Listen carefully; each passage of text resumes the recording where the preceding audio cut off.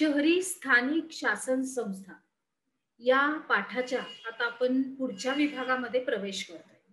चला तर मग आतापर्यंत आपण बघितलं नगर परिषद, नगर पंचायत. आता आपण महानगरपालिकेचा अभ्यास करणार आहोत.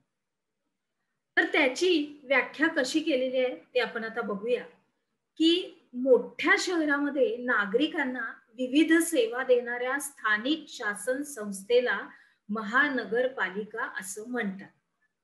म्हणजे याचा अर्थ काय तर महानगरपालिका ही प्रामुख्याने मोठ्या शहरातच आढळते.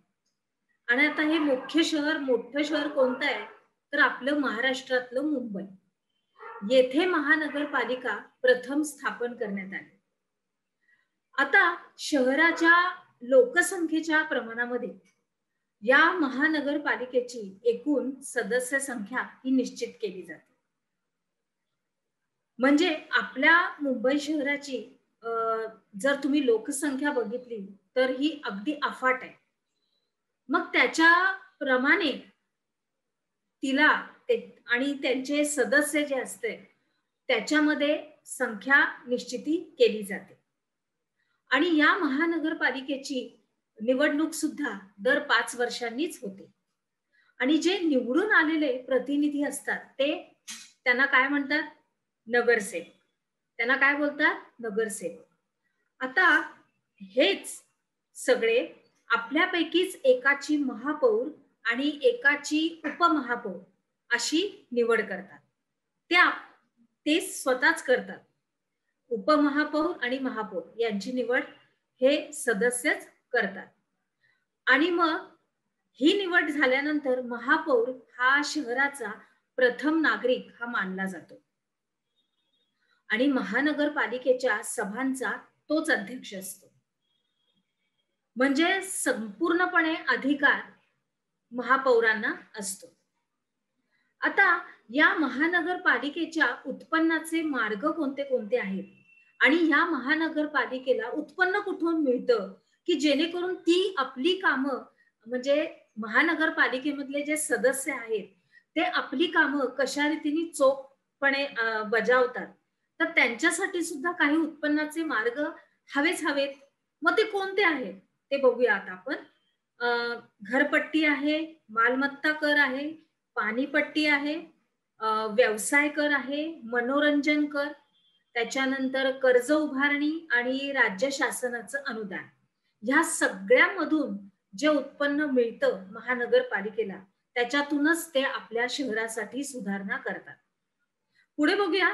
महानगरपालिकेच्या या सर्वसाधारण सभेमध्ये शहराच्या अनेक प्रश्नांवर चर्चा केली जाते. उदाहरणार्थ आपण बघितलं तर कुठे नळ जोडणी करायची आहे का? कुठे आपल्या वरिष्ठ नागरिकांना उद्यानाची सोय करून द्यायची आहे का? हे मी तुम्हाला फक्त एक उदाहरण सांगितलं. परंतु आपल्या शहरामध्ये असे अनेक प्रश्न आहेत त्याच्यावरती चर्चा इथं केली जाते. त्याच्यानंतर शहराच्या विकासासंबंधी अनेक महत्वाचे असे निर्णय इथेच घेतले जातात. म्हणजे कशा रीतीने काम केलं जायचं, आखणी केलेली आहे कामाची. तिथे कोणते कोणते कामगार लोक पाठवायचं इत्यादी इत्यादी. ही सगळी चर्चा, निर्णय इथेच घेतले जातात.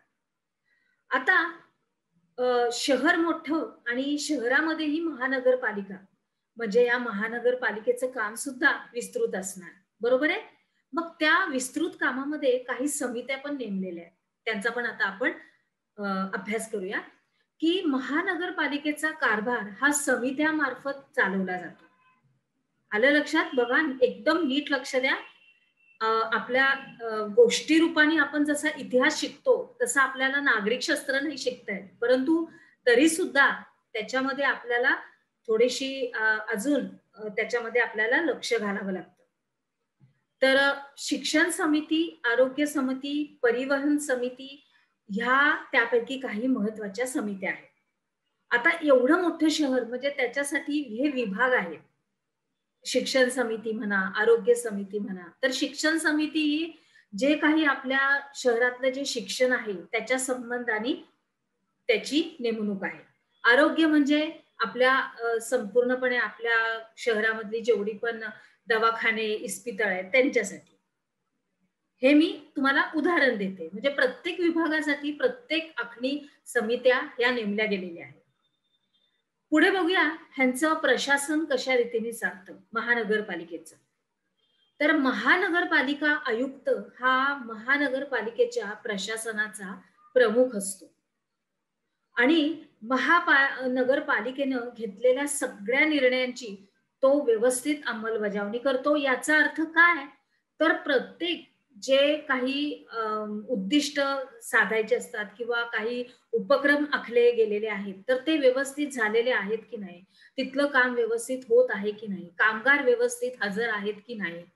त्याच्यानंतर जो काही ह्या उपक्रमात जे काही वस्तू वापरल्या जात आहेत, त्या उत्तम आणि चांगल्या प्रतीच्या आहेत की नाही? ही सगळी जबाबदारी आणि हे सगळं तो व्यवस्थित पाहणी करतो.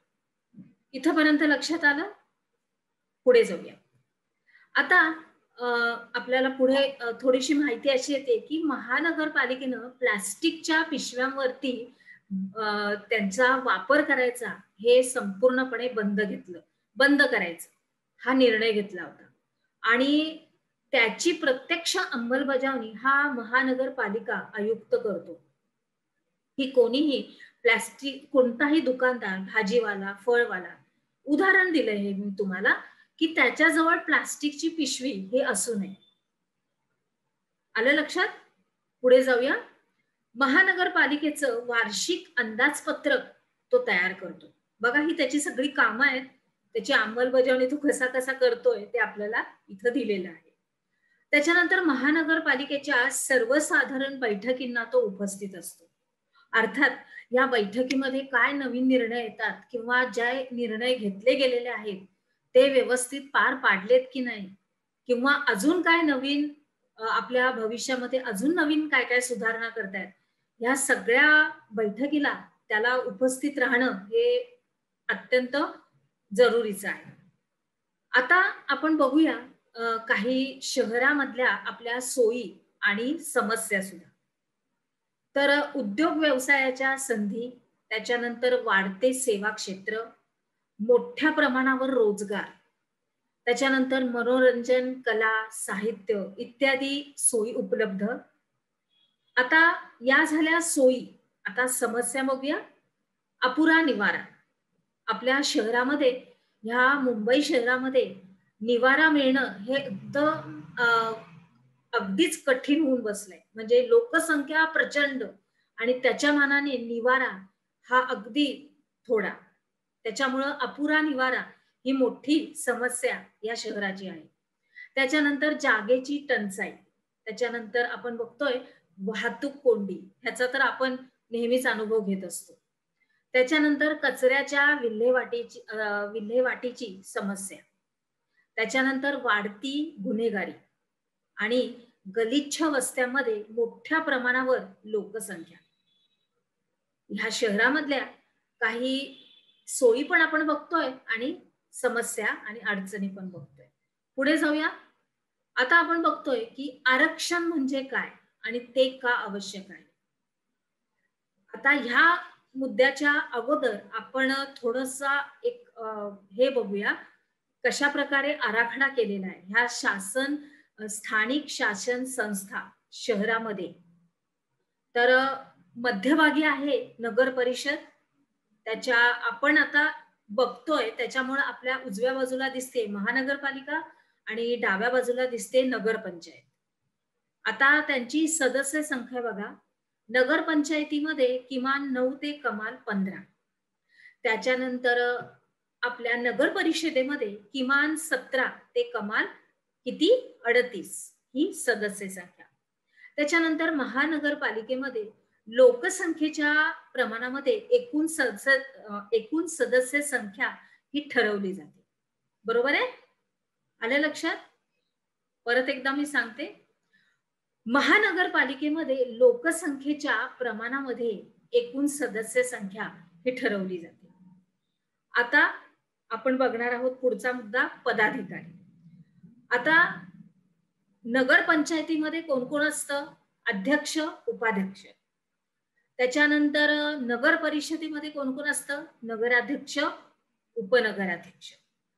त्याच्यानंतर महानगरपालिकामध्ये महापौर, उपमहापौर. बघा, आपण ह्याच्या अगोदर आपल्या उपक्रमामध्ये जे काही विस्तृतरित्या जे आपण बघितलेलं आहे तिथेच हे एका छोट्या आराखड्यामध्ये तुम्हाला दिलेलं आहे, म्हणजे पटकन लक्षात यावं. ते विस्तृतरित्या दिलेलं आहे आणि हे सुद्धा त्याच्या ह्यानी हे तुम्ही पटकन समजाल. त्याच्यानंतर पुढचा मुद्दा आहे अधिकारी. तर नगरपंचायतीमध्ये आपण बघतोय की कार्यकारी अधिकारी असतात. त्याच्यानंतर आपल्या नगर परिषदेमध्ये मुख्याधिकारी असतात आणि महानगरपालिकामध्ये आयुक्त, महानगरपालिका आयुक्त असतात. आता आपण थोड्याशा फिती बघणार आहोत. त्याच्यामध्ये आपले प्रश्न असे आहेत की आरक्षण म्हणजे काय आणि ते का आवश्यक आहे. नीट लक्ष द्या. आपलं आता जे आपलं विस्तृतीकरण होतं, स्पष्टीकरण, ते आता इथे थांबलेलं आहे आणि आपल्याला अजून जास्त माहिती आपण ह्या फितींद्वारे घेणार आहोत. तेव्हा नीट लक्ष द्या. हे बघा, आरक्षण म्हणजे ग्रामपंचायत, पंचायत समिती, जिल्हा परिषद, नगर पंचायत, नगर परिषद आणि महानगरपालिका हा जितक्या जागा जनतेने निवडून द्यायच्या असतात त्या देतात. पण त्याच्यापैकी काही अनुसूचित जाती, अनुसूचित जमाती आणि नागरिकांच्या मागास वर्गातील लोकांसाठी राखून ठेवलेले असतात. अनुसूचित जाती जमाती तुम्हाला माहीतच असेल, म्हणजे खालचा वर्ग, माग, महार, चांभार उदाहरणार्थ. त्याच्यानंतर ह्याच्यामध्ये आपण बघितलं तर या जागांवर त्या वर्गातल्या लोकच हे निवडून येतात आणि यालाच जागेचं आरक्षण असं म्हणतात. म्हणजे आपण म्हणतो ना राखीव जागा, बरोबर आहे. तसंच एकूण जागांपैकी निम्म्या जागा ह्या महिलांसाठी सुद्धा राखीव असतात.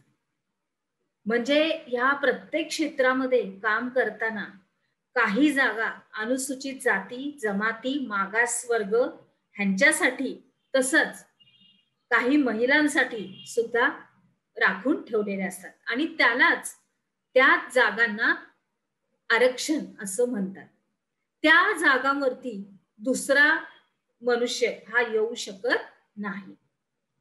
त्याच्यानंतर आपण पुढे बघूया की समाजातील वंचित घटकांना व महिलांना गावाच्या किंवा शहराच्या कारभारात भाग घेता यावा किंवा त्यांच्या निर्णयामध्ये सहभागी होता यावं म्हणून आरक्षण हे आवश्यक असतं. बघा, तुम्हाला जर प्रश्न असा आला की आरक्षण हे आवश्यक का आहे, तर त्याचं उत्तर तुम्हाला हसत खेळत देता येईल. तर समाजातील वंचित घटकांना आणि महिलांना गावाच्या किंवा शहराच्या कारभारात भाग घेता यावा म्हणून आरक्षण हे महत्वाचं आहे. आता तसंच लोकशाहीमध्ये बघा, आपला भारत देश हा लोकशाहीमध्ये येतो, म्हणजे आपण आपले प्रतिनिधी निवडून देतो. जनतेने निवडून दिलेले प्रतिनिधी हे काम करतात आपल्या लोकसभेत, राज्यसभेत. लक्षात आलं? म्हणजे आपली लोकशाही पद्धत आहे. आपण निवडून देणार तेव्हा आपले नेते मंडळी, आपले प्रतिनिधी हे काम करतात. तर ह्या लोकशाहीमध्ये सर्वांना सहभागाची संधी असणं हे आवश्यक आहे. सगळ्यांना ती संधी मिळणं हे आवश्यक आहे. म्हणून या सगळ्या सुखसोयी केलेल्या आहेत. आता काही आपण अजून एक फीत बघतोय की नगर परिषदेतर्फे आवाहन पत्र बघूया त्याच्यामध्ये काय आपण दिलंय. तर आता आपण बघतो की डेंग्यूचा प्रसार हा रोखण्यासाठी डासांची उत्पत्ती थांबवा. मग त्याच्यासाठी काय करायचंय ते नियमावली पुढे दिलेली आहे. बघा, आपण जिथे राहतो त्या इमारतीच्या खाली सुद्धा हे पत्रक लावलं जातं. आपण हे वाचलं ना की तुमच्या बरोबर लक्षात येईल की जुने टायर, त्याच्यानंतर नारळाच्या करवंट्या जुने रिकामे डबे, त्याच्यानंतर गच्चीवर किंवा आसपास हे साठवून ठेवू नका. त्याच्यानंतर ताप उतरत नसला तर ताबडतोब वैद्यकीय मदत घ्या आणि परिसर आपला जो आजूबाजूचा आहे तो जितका होईल तितका स्वच्छ ठेवा.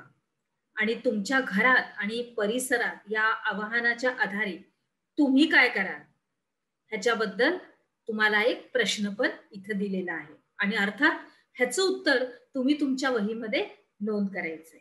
बरोबर? पुढे जाऊया. आता आपला प्रश्नोत्तरांचा विभाग आपण काय शिकलो. थोडक्यात उत्तरे लिहा या उपक्रमामध्ये तुम्हाला शहरामध्ये कोणत्या कोणत्या समस्या आढळतात आणि महानगरपालिकेच्या विविध समित्यांची नावं ही तुम्हाला लिहायची आहेत. चला तर पुढे बघूया अजून काय काय आहे.